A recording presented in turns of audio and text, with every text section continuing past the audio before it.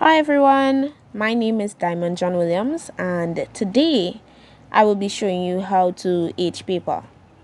To do this, we will need hot water, a dish that can take hot water, paper, tea bags, a lighter, and the lighter is optional. Now, coffee can be used instead of tea bags to attain a darker tint, but today we're going for a more lighter tint. The first step is to add hot water to the dish. Now we add tea bags to the hot water and we allow it to draw.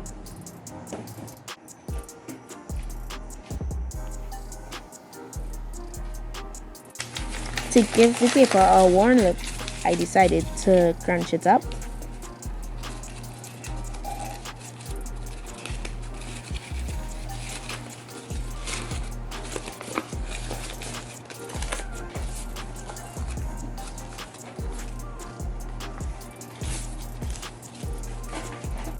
The next step is to submerge the paper in the water where the tea bags were drawn. Now you want the paper completely submerged so that the mixture can stain the paper. I did two papers. The one to the bottom will have a darker finish and the one to the top will come out lighter.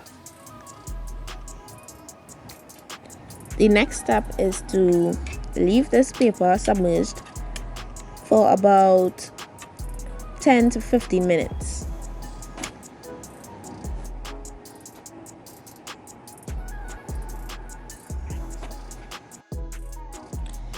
Now we remove the paper and allow it to dry.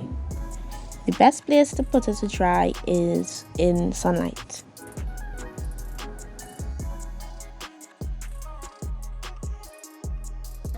Make sure to monitor the paper outside and ensure that it is completely dry.